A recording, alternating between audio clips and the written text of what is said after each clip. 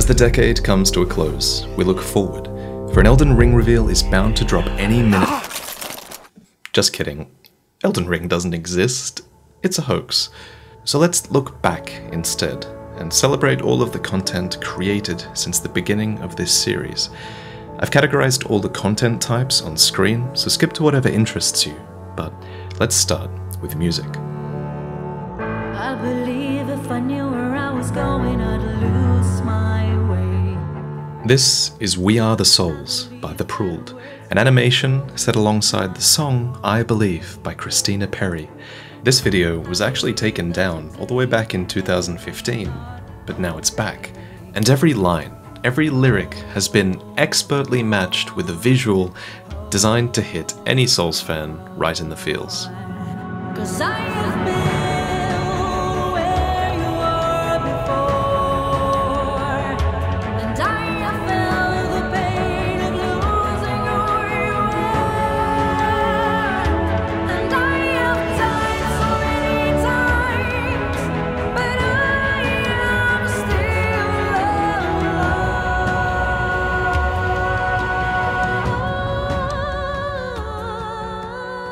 Pruld even asked me to be part of this masterpiece with a short narration, and it's just one of the many collaborations that I was honoured to be a part of this past decade. And it all started with Lord Vessel by Tanuki Suit back in 2013, who must have been among the first to do fan songs about the series.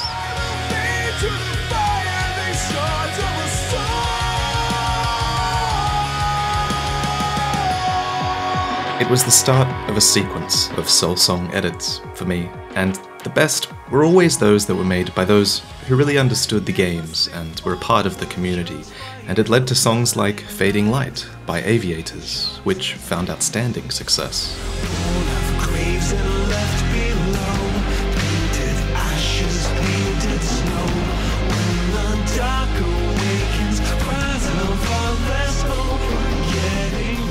And who can forget the plethora of soul songs by Miracle of Sound?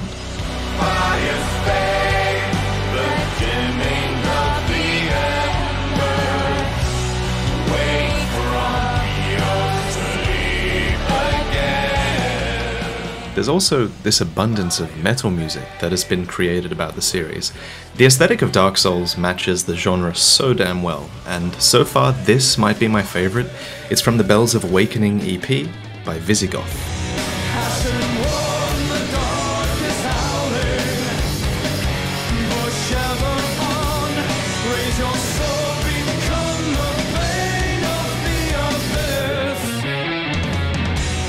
And while these artists have one or two songs related to Souls, no one can match the sheer amount of music created by Alex Rowe, a composer who twists existing soundtracks into something new yet familiar, expanding upon From Software's universe with music. My personal favourite song of his is Epitaph for Boletaria, inspired by Demon Souls. And I've been thinking, a good role for my channel this year, I think, should be as a central hub, a sort of bonfire, if you will, strengthened by its connection to others. So please, check out every creator that interests you in the description, wait till the end of the video, and then just mash your middle mouse button on all of the links that interest you when I'm done. Then select all the tabs, bookmark them, and wrap yourself up in a blanket with some hot cocoa and settle down for a long viewing, because I just gave you enough content to last you until next month.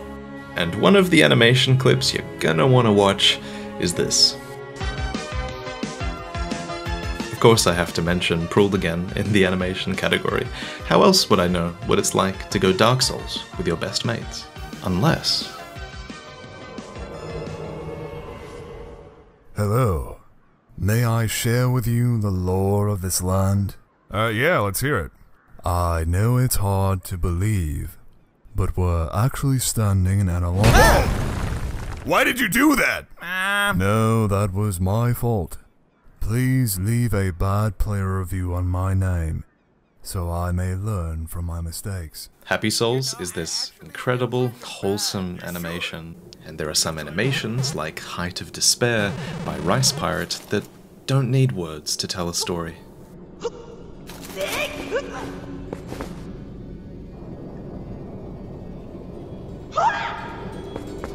And if I wasn't around to make lore videos, you know, at least we'd have Plague of Gripes to break it down for us, with Dark Souls in summary.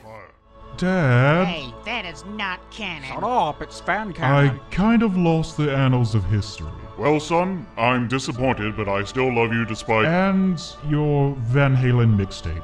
And failing that, at least we'll always have Car. Oh my god, what am I looking at? And I shall never repeat myself. Do you understand what I've been explaining? Yes. Kill more bosses. Damn straight. Aaron's Mind has a whole Dark Source series featuring events that most of us can relate to, which is a segue to Matthew Shesman, who features a ton of encounters from the game in these immensely detailed animations that must have taken an insane amount of effort. Haha! Now what? You know I'm not dead, right? And speaking of death, here's Otstava, dying to the last boss on his 41 bosses 0 hits run of Dark Souls 2. He's currently 11 hours and 53 minutes into the run, and I know it's taken him countless hours to practice to get to this point. This might be one of the most painful moments in Souls history, but you really have to watch the full video to really understand the impact of this moment. It's a really well edited video, plus he just put out part 2 up on his channel, and you're just gonna have to go over there if you want to see if he succeeds or if he fails again. But while Ots takes the crown for what must be the most painful moment, I feel like Happy Hob might take it for the most joyous. Last year, the day before Sekiro's release actually, this is him in the final moments of his Soulsborne no-hit run.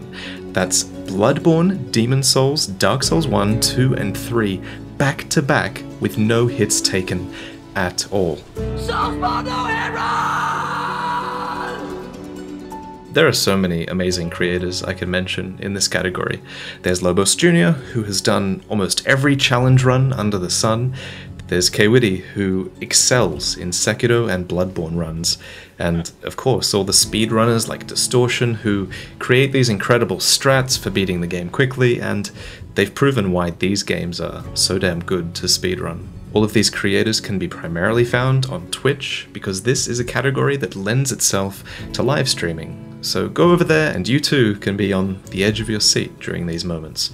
And also shout out to Twitch chat, back when Twitch played Dark Souls back in 2015, and we could all play the game together, inputting controls and deciding what to do next. We started this video with The Pruled, who showed us the limits of content that can be made with Source Filmmaker, but now let me show you a snippet of the newest video by the Parry God, who is pushing the limits of what we can achieve cinematically in-game. I really love the twist at the end of this video, so for that you're just going to have to go and check it out. Parry God's work is groundbreaking, and I'm honoured to have him as a partner on my channel, as he's been responsible for most of the recent edits, bringing your cinematic experience here to a whole other level. So please do yourself a favour and subscribe to his channel.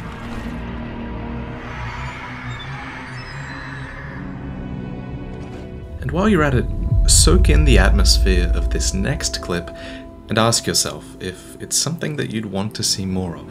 Confederate, has your stomach not turned at the world of man? So wondrously wretched and brimming with unsightly vermin, much like our very own mission. Fieldhouse manages to present the story of Bloodborne cinematically with nothing more than visuals and the game's own narrations.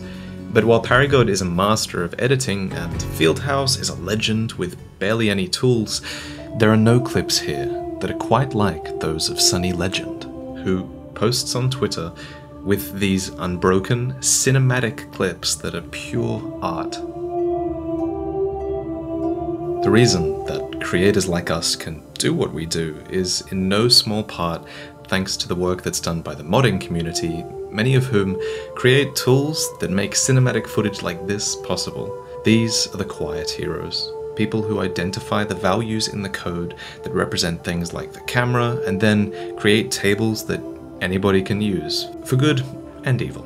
Back in the day, it was only a legendary creator called Hellkite Drake who publicized their findings in the game's code, but leading the charge now is Lance McDonald, whose talents have created amazing tools like being able to control enemies in Dark Souls 3 and Bloodborne. These are also tools that he's starting to make publicly available over on his YouTube channel. And he's unearthed countless secrets, like why the floors in Pontiff Sullivan's room are suspiciously smooth. It's because, well, there's a floor sander in the alpha files of Dark Souls 3. It's amazing what lore we can uncover with deeper access to these files, truly. Items, text, and bosses, many of these cut assets provide context for what does remain in the game. With From Software being so secretive, it's kind of the closest we have to access to what their developers are thinking, and no one has documented more over the years than Sanadis K. And then there's Illusory Wall, someone who experiments a lot with what's just accessible to the average player. In 2014, for example, through sheer will and testing, he started to discover many of the fascinating secrets behind vagrants, which are those mysterious creatures that appear in your world in Dark Souls 1, and they appear when someone in another world loses their humanity. A great person to follow to stay abreast of all the advances being made is Zully, who has themselves contributed many tools and skins and mods, like the first-person mod for Sekiro. They put me onto Stay3D, who is currently posting about their Dark Souls 2 remake on Twitter. They're moving around assets, changing the lighting, and man, hopefully they can bring back some of the magic that the game had in its pre-release demo state. And at this point, there are so many incredible high-quality PC mods for the series. Some of the more famous ones that I might show you guys soon are the Daughters of Ash remake and the Scorched Contract mod. And these change the game to such a degree that it actually feels like you're playing a director's cut of some kind. But it isn't just the hackers who have helped us to understand these games. There are also the reviewers, who break down exactly why these games are so special. One of my favourite reviews is by Matthew Mitosis, a 24-minute long video about Demon Souls that forever changed the way I view it, now that we have sequels to compare it against. Time and again, they threw out the rulebook and just did whatever they felt like. Conventional wisdom says that struggling players should be offered a helping hand, not pushed down a well. Another great video series is done by Super Bunny Hop, who makes excellent points about the evolution of Dark Souls level design. Though there are exceptions, the majority of Souls levels use a kind of spiral tower layout, even when they don't look like it. The player's always turning and always moving up or down. And lastly, there's H-Bomber Guy, whose video on Bloodborne I hope will be an excuse for you to check out his other content, which is also really good. And there are so many more worth watching, so be sure to check them all out in the description. And it's amazing how much content can still be made on these games, and how many of you are still into it. You'd think we'd be scraping the bottom of the barrel with videos like how to pacifist run Dark Souls 2, but any way of playing that forces you to resort to this technique is surely worth watching. Worth watching also are the videos by Curtain Guy, who speaks about some pro-level strats for adults, which is something I can finally relate to. You won't be able to damage this boss normally. They actually have a secret weak point. And that weak point is something that we will never find because your baby just woke up. Now, what you want to do is pick up your baby with your right hand and keep your... As you all know from watching my videos, useless facts about Dark Souls can be fascinating, and no one presents them better than the old man and his grandson Limit. The pygmy's path isn't preset. You can drop him anywhere, and he will crawl to Filianor. Look at him go. Go get your waifu. And how could I not mention Wildpie, who all the way back in 2014 created the first Dumbshit's Guide to Dark Souls. Of all the videos on this list, few of them were created before 2012, a year that was changed forever, with only Afro's giant dad. Oh, guess I can't use that music. It was a year that was changed forever with The Wall. So, spare a thought for all those who not only had to deal with the Anor Londo Archers, but only Afro and Inferno Plus as well. Honestly, I feel like there's an argument that can actually be made for the lack of balance in these games. The fact that it's not balanced well is actually great for the comedy side of YouTube, since there's nothing quite like watching a team of people getting blown the fuck out by a pair of twin dragon greatswords. From young Maestro's incredible PvP montages, to Grim Disaster's creative builds, there's an entire subsection of the community that exists here, and I can't wait for them all to come off life support when Elden Ring is released, because, man, Sekiro's single-player focused campaign really left these people high and dry. You know it's bad when Iron Pineapple doesn't even make a Shrek video on your game. Oh, that's not very nice. And I'd be remiss if I didn't mention others in the lore community, whether it's by DS Loki on Twitter, who is one of the very few who is still coming up with unique and credible theories about the games, even up till very recently. You can also check out Ashen Hollow's Project Dark Souls, which covers most of the canon story across all of the Dark Souls games, or Mitch L, whose Tragedy of Lady Maria video you should definitely go and check out, because then you might stop bullying me about not doing my Maria video. There is a set of lore creators who started around the same time as I did. People like Dave Control Live, Terramantis, and Silvermont, who are all worth subscribing to as we head into Elden Ring territory. And there's also a slew of Sekiro content creators that have sort of gone under the radar. People like Creepling, Bob the Hollow, and Grim. Smotown has great breakdowns of specific characters, and Aegon of Astora's Let's Talk Lore is this great long format series if you kind of need something that you just want to put on in the background for a few hours. The Bloodborne Up Close series by Richard Pilbeam gave me huge respect for the information that is given by textures in these games. I'll never forget that series. And many of the people I've just mentioned have contributed to Sinclair Law's podcast, where you can go to hear Richard suffer for hours on end. And of course, if you haven't already, set aside a few hours to read The Pale Blood Hunt by DMC Redgrave, the most comprehensive work on Bloodborne's story to date. Before the Age of Dark, there was the Age of Fire. Before the Age of Fire was the Age of Ancients, and before that, there was Epic Namebro, making videos on Dark Souls what must have been before anybody else. From him came a really popular set of lore videos, opening up a side to these games that few had considered as deeply at the time to all of the games he plays. ENB brings this methodical, considered approach that's honestly addictive to watch. It's so different to how I play games, and if that sounds interesting, go and check him out on Twitch for that. But back then, it was really just him, Quelaag, and a German spy, those three creators. And then I started doing stuff shortly after. I decided to put my own twist on these stories because at the time I felt like they weren't being presented in an emotional, character-driven way, so that's what Prepare to Cry was all about. But man, I was so young back then, and I don't care who you are, it's hard to look back at yourself from 7 years ago, especially when it's still all on YouTube. Around that time, there was also a guy called Vegeta who did these long format guides and commentary, and one of my favorite videos by him is his Everything Possible Before the Gargoyles playthrough. You should check that out, although I don't think he's creating videos anymore. And a great podcast continues to be the Bonfire Side Chat podcast, who have been doing this for ages. But the real content, really, was the friends we made along the way, right? And if you want to watch me suffer through Dark Souls 3 with some friends, then you can always watch the Edward Emberpants series by me, Kryken, and Bed Banana. Finally, we have the artists, who I hope are all busy right now contributing to an art competition that I'm running. If you're interested in a shot at $1,750 US, and you think that you're good at drawing landscapes, or you know someone who is, so you can commission them, check out this video, where the goal is to depict a land from Dark Souls that we read about in-game, but one that we never really see. So drawing places like Astora or Karim or Katarina, things like that.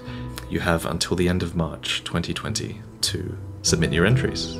Thank you so much for watching. Please take a few more minutes to check out everyone in the description, add them to bookmarks, and I'll see you next time.